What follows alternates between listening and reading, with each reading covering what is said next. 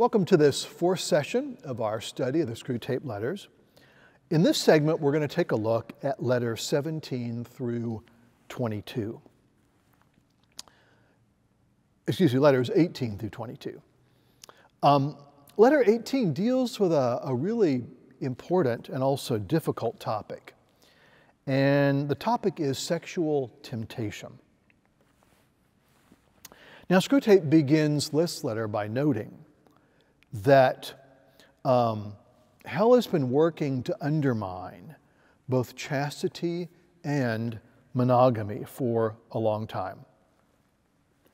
And the way they've done this is by putting forward an idea. And the idea is this. The idea is to get people to think of love as essentially simply an emotion, an infatuation. And the way it works is this. If you are married and the infatuation sort of dies out, well, then that becomes grounds for ending the marriage because you're not getting anything out of it. Once again, if love's an infatuation, if it's a highly charged emotion, then one can violate chastity because, you say, well, I just fell in love with so-and-so and this is what happened. Now, Screwtape has an interesting comment about this. And once again, I'm going to read it in its entirety because I think it's important.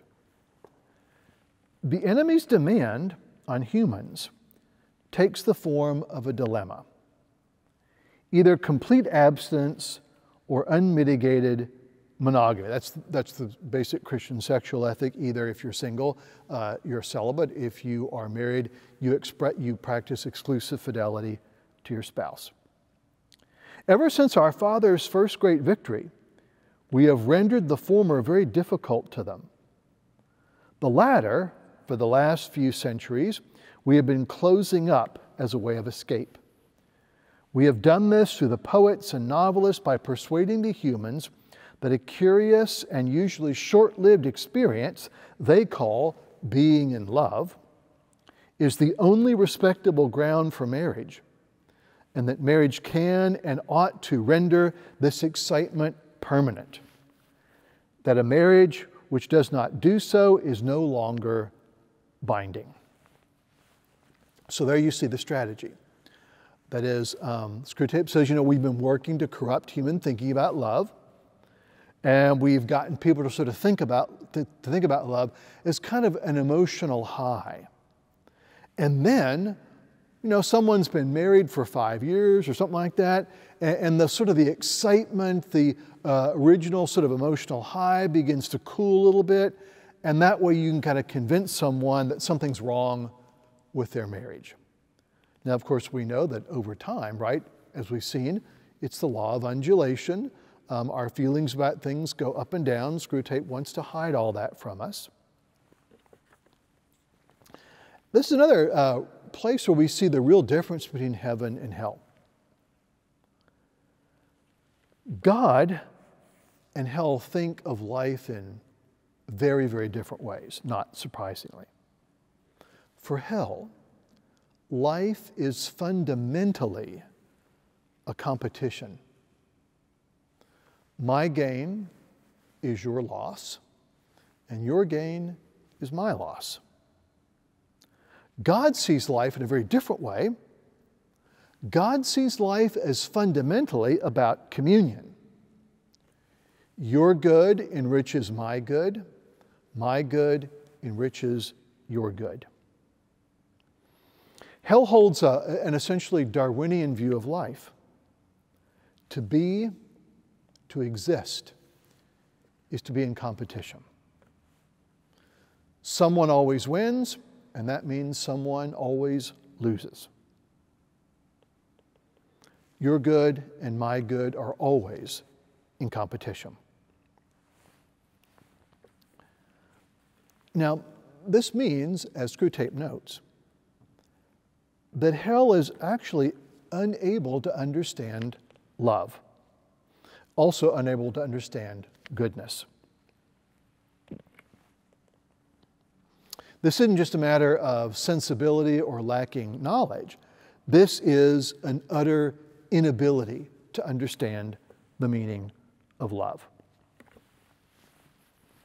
Now, Screwtape acknowledges that the work of hell is made difficult by the way that God has established the order of creation. Excuse me. Screwtape notes that in human beings, love and sex are closely related to one another. They're closely connected. Because in human beings, sex is not just simply biological. And the reason for that is that we are a combination of body and soul.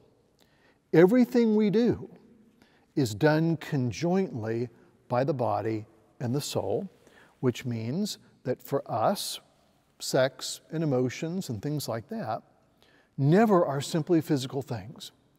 They are always things that are connected to our souls. We experience them through the body, but they're ultimately rooted in the soul. And so therefore, for human beings, sex is not just simply a matter of biology.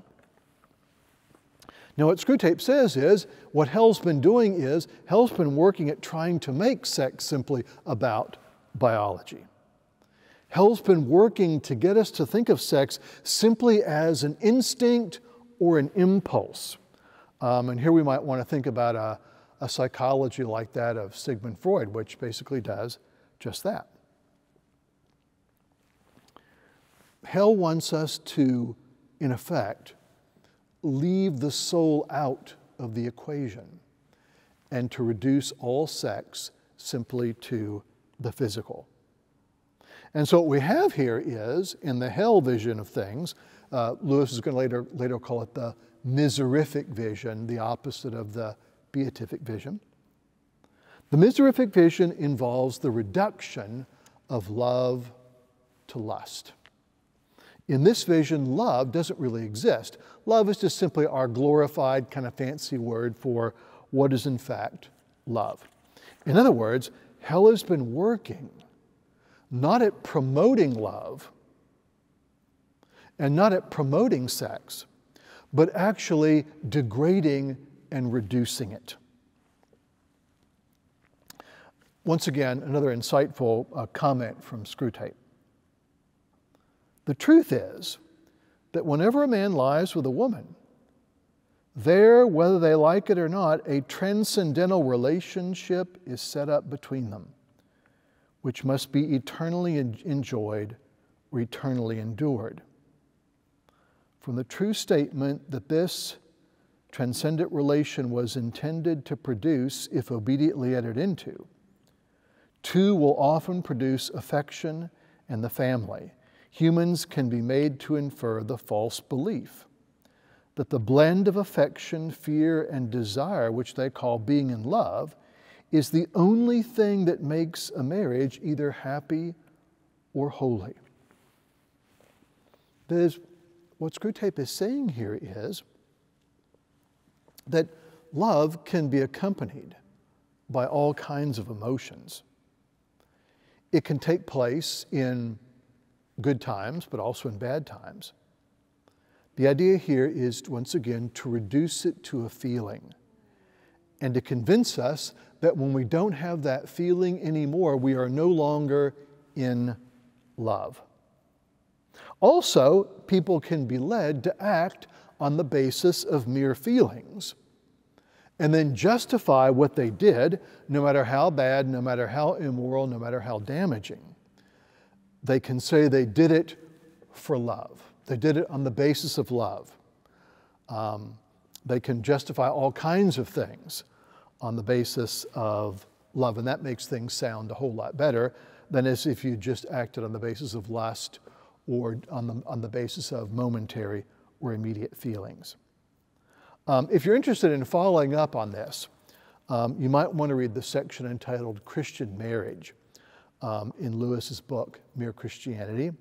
And also you might consult the book, The Four Loves, which also has some interesting things to say about sex and marriage as well. Now, letter 19 also deals with the subject of love, this time from a slightly different perspective. We just want to note here the beginning of this letter. All the way throughout the book, we get little hints that the relationship between Screwtape and Wormwood is deteriorating. And here's where we get a distinct hint about that. Here's how the letter opens. I've been thinking very hard about the question in your last letter. If, as I have clearly shown, all selves are by their very nature in competition, and therefore the enemy's idea of love is a contradiction in terms, what becomes of my reiterated warning that he really loves the human vermin and really desires their freedom and continued existence? I hope, my dear boy, you have not shown my letters to anyone.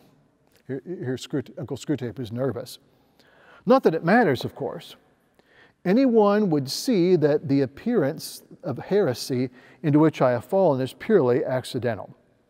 By the way, I hope you understand, too, that some apparently uncomplimentary references to Slubgob, another demon, were purely jocular. I have the highest respect for him. And of course, some things I said about not shielding you from the authorities were not serious to be taken. You can trust me to look out if you're interested, but do keep everything under lock and key. So the veiled threat there, that is, on one hand, Screwtape is clearly concerned that Wormwood is going to inform on him. And so he's kind of trying to pressure Wormwood not to do that by trying to insinuate that he's protecting Wormwood. Once again, this is the atmosphere of a kind of ruthless bureaucracy that Lewis has described hell as. Now, the ultimate heresy here, of course, is that God actually loves human beings. Hell regards that as the ultimate heresy. It can't accept that as being true.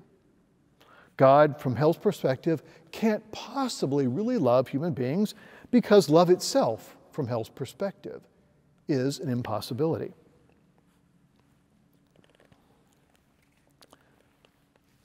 Screwtape says, therefore, that God's pretense of loving human beings must be a disguise, kind of like a smoke screen, to hide what he's really up to. But then the question is, well, what is that? What is God really up to? Screwtape says. And then he raises another question. I think it's an interesting question. The question is, and Screwtape is asking this in a kind of a cynical, self-centered way, the way that we've come to expect. How can God really benefit from human beings? Now, I think that's an important question. And of course, the answer in a real sense is that God can't benefit from human beings because God doesn't need to benefit from us. And that's true because God has no needs whatsoever. But the amazing thing, the amazing Christian affirmation is not needing us at all and not being in a position to benefit from anything that we do, God still loves us. This is what we call, or what the New Testament calls, agape. Not loving someone as a way of getting something back out of them, but pure gift love. That's the term that Lewis uses in the Four Loves. He calls it gift love. God's love is pure gift love. And that's precisely what Screwtape and hell cannot fathom.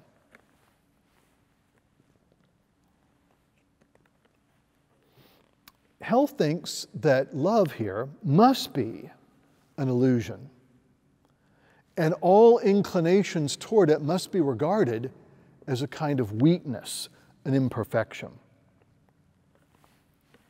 Once again, a helpful quote from Screwtape. We know that he cannot really love. Nobody can. It doesn't make any sense.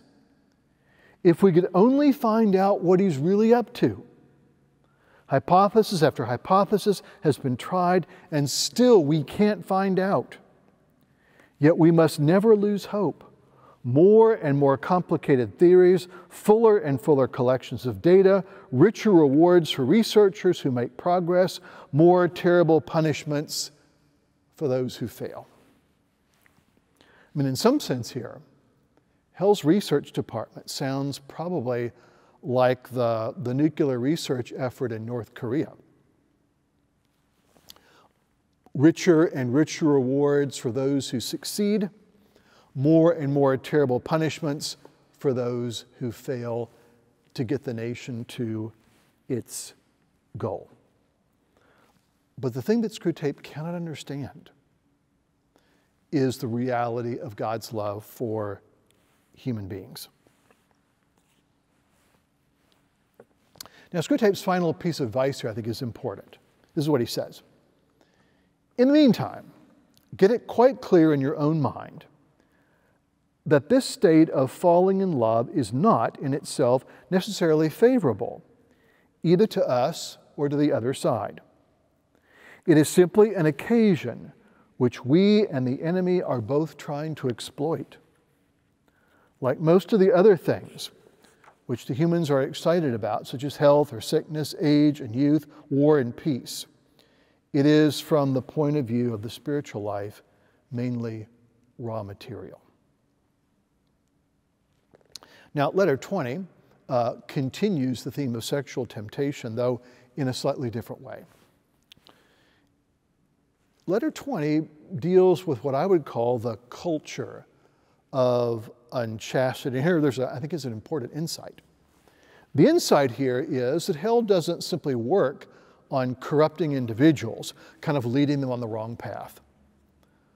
But one of the primary ways that hell works is by corrupting the culture.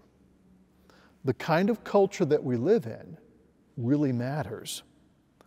A corrupt and decadent culture will produce a corrupt and decadent spiritual life.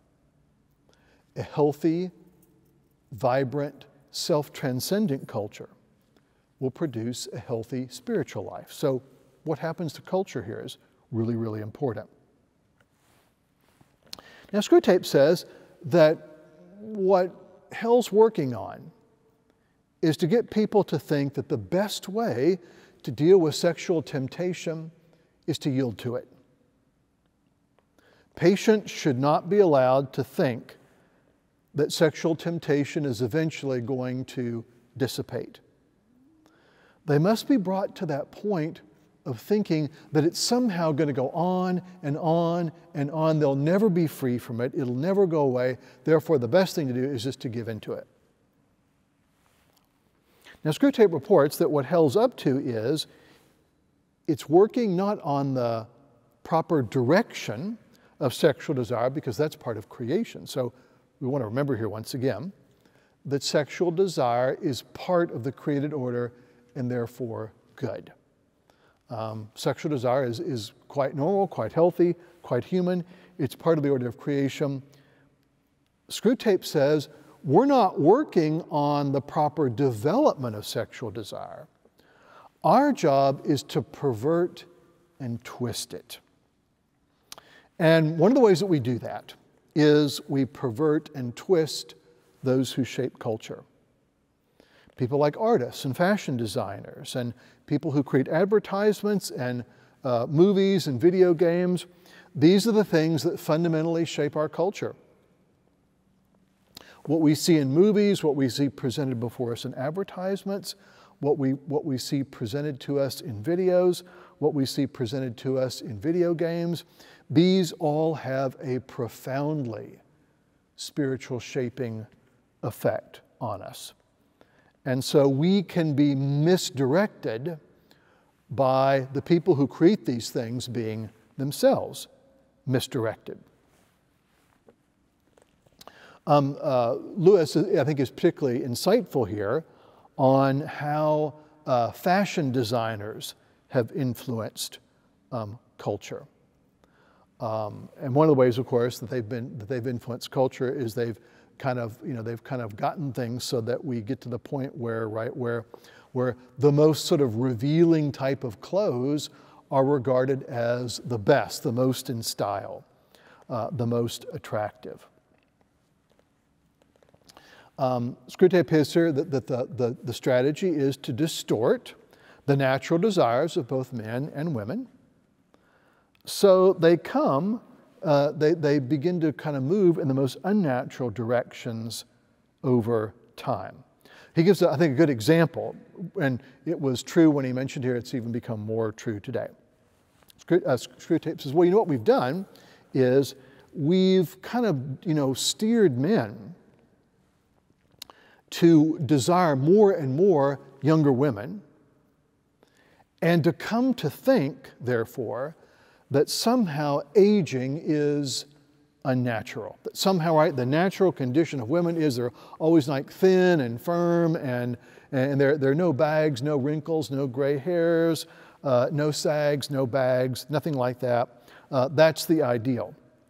And Screwtape notes, well, you see, obviously, this is like irrational, because as time goes on, right, people age and they develop sags and bags and things like that. But we teach people to sort of ignore that and to sort of have a false ideal of both male and female beauty. And we fix their attention on those things. Here's what Screwtape says. We have engineered a great increase in the license which society allows to the representation of the apparent nude, not the real nude, in art, in its exhibition on the stage or the bathing beach. It is all fake, of course. The figures in popular art are falsely drawn. The real woman in bathing suits or tights are actually pinched in and propped up to make them appear firmer and more slender and more boyish in nature than nature allows a full-grown woman to be. We are more and more directing the desires of men to something which does not exist, making the role of the eye in sexuality more and more important, and at the same time making its demands more and more impossible. I think what Lewis says here is confirmed by the fact that, many fashion designers who market clothes for women will, use women who are 17 or 18 years of age, in effect, to model clothes for women who are 20, 30, 40, and 50. Once again, it's this idea of a kind of a false, artificial ideal, which can never really be attained, or even if it can be attained, it can't be maintained for any period of time. So that's the culture of unchastity. In this culture, chastity is thought of as being unnatural, as being puritanical, as somehow being old-fashioned and fuddy-duddy. Now, letter 21 deals with another really important issue. And this may not seem to be important or significant, but it actually is. The subject in letter 21 has to do with time. And I kind of give this sort of the title, My Life is My Own, or alternatively, from the Frank Sinatra song, I Did It My Way. So Screwtape says that another one of hell's temptations, another way that it corrupts culture, is to give people a sense that my time is my own. I am the total, absolute possessor of a kind of a bank account every day of 24 hours. And those 24 hours are mine to do with as I wish, and I should feel each interruption or each request that I devote some of my time to something else as a kind of an offense, as a, the way that Screwtape puts it is, an unjust tax. This is my time, I should never have to give it up, and I will feel all claims upon my time, especially religious claims, as completely unjust and irrational. And so we find people saying, well, I would like to develop a prayer life, but I just don't have time. Or, yeah, I'll start coming to church at some point, when I have the time. I don't want my valuable time, of which I am the total possessor, I don't want that time being interrupted by God. Here's what Screwtape says once again, and I think this is an important insight. Men are not angered by mere misfortune, but by misfortune conceived as injury. And the sense of injury depends on the feeling that a legitimate claim has been denied. The more claims on life, therefore, that your patient can be induced to make, the more often he will feel injured and as a result ill-tempered. You must therefore zealously guard in his mind the curious assumption, my time is my own. Let him have the feeling that he starts each day as the lawful possessor of 24 hours. Let him feel as a grievous tax that portion of his property which he has to make over to his employers, as a generous donation that further portion which he allows to his religious duties. So the idea here is you convince someone all their time is their own, their life belongs to themselves to do with whatever they want, and any request that they be involved in something other than what they wish to do will be experienced as an extravagant demand. And this must be particularly the case when it comes to religious obligations or religious duties. We must all come to think of whatever time we devote to God as a generous donation on our part. Now, Screwtape admits that this idea of us owning all our time is completely absurd. And the reason why that's the case is, even Screwtape knows this, and that is that life itself is a gift from God. We actually aren't the complete possessors of 24 hours a day. We aren't even the complete possessors of our own lives, because our very lives are sustained by God. Life, literally, absolutely, is a gift. And therefore, our sense of being sort of like owners of our time, our abilities, our lives, that simply is an illusion. But it's an illusion which hell is quite happy to nourish and to foster.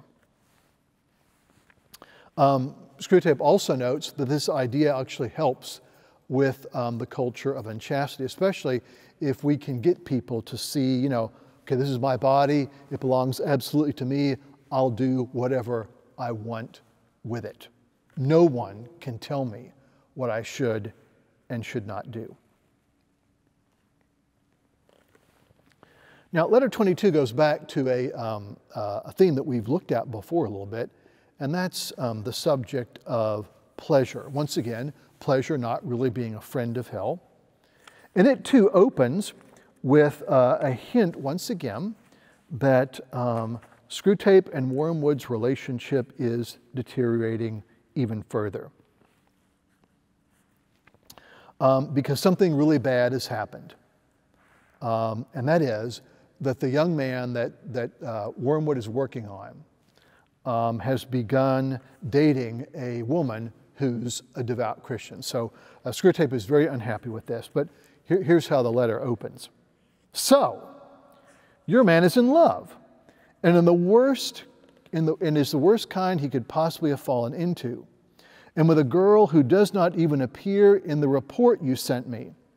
You may be interested to learn that the little misunderstanding with the secret police which you tried to raise about the unguarded expressions in one of my letters has been tidied over. If you were reckoning on that to secure my good offices, you will find yourself mistaken. You shall pay for that as well as for your other blunders. So once again, we have a hint here that Screwtape and Wormwood are increasingly at odds with one another.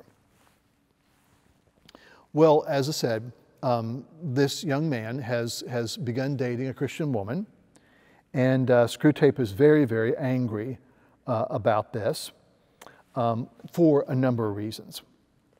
The first is, Screwtape notes that hell actually finds the idea of genuine pleasure repellent. This is what he says. He says, I don't think he has the least inkling of that high and austere mystery to which we rise in the Miserific Vision, the vision of hell. He's vulgar, Wormwood. He has a bourgeois mind. He has filled his world full of pleasures. There are things for humans to do all day long without his minding in the least: sleeping, washing, eating, drinking, making love, playing, praying, working. Everything has to be twisted before it's of any use to us. We fight under cruel disadvantages. Nothing is naturally on our side. And I think that's a really important comment.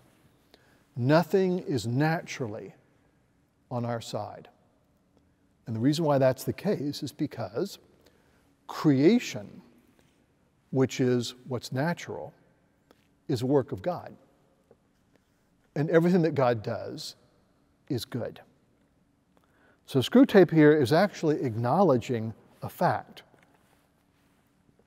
And that fact is that no pleasures in and of themselves actually further the purposes of hell.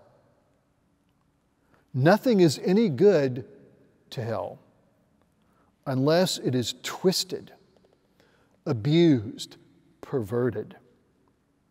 And then I think it's kind of interesting, Screwtape is really angry at the fact that God has filled his world with so many pleasures that people can indulge in. Laughing, praying, eating, drinking, washing, sleeping, working, reading a wonderful book, taking a wonderful walk. Screwtape is just like this horrified that God has allowed people to experience so many genuine pleasures which serve his cause not at all. He goes on to say this. He mentions that the woman that this young man's now dating is actually not only a Christian, but she's from a Christian home. And he says of the woman's house, the whole place reeks of that deadly odor, the deadly odor of genuine Christian faith. That's something that just horrifies Screwtape. And then he says this, the woman's house, the Christian family this woman comes from, he finds repellent. It reminds him of the two things that he hates most and that hell hates most: music and silence. Hell hates music and silence. And here's what we're about to find out why. Here's what Screwtape says. How thankful we should be that ever since our Father entered hell, no square inch of infernal space and no moment of infernal time has been surrendered to either of those abominable forces. But all has been occupied by noise. Noise, the grand dynamism, the audible expression of all that is exultant, ruthless, virile. Noise which alone defends us from silly qualms, despairing scruples, and impossible desires. We will make the whole universe a noise in the end. Noise and silence are hell's absolute enemies. And Screwtape has told us why. Music is bad because music is meaningful. And music actually leads us into self-transcendence. To appreciate music, you have to get beyond yourself. And once again, that's a no-go area for hell. Silence also is awful because in the context of silence, we can begin to reflect upon our lives. and come to genuine self-knowledge. So what hell values is incessant noise. The noise which renders silence and music both impossible.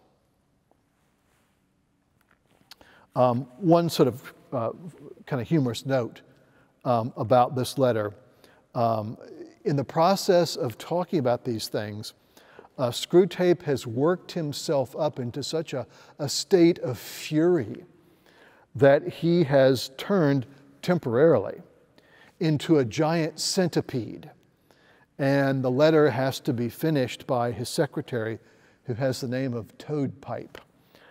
So poor Screwtape is so undone by thinking about all these things, he becomes a centipede, and Toadpipe has to come in and complete the letter. But once again, I think it's important to notice here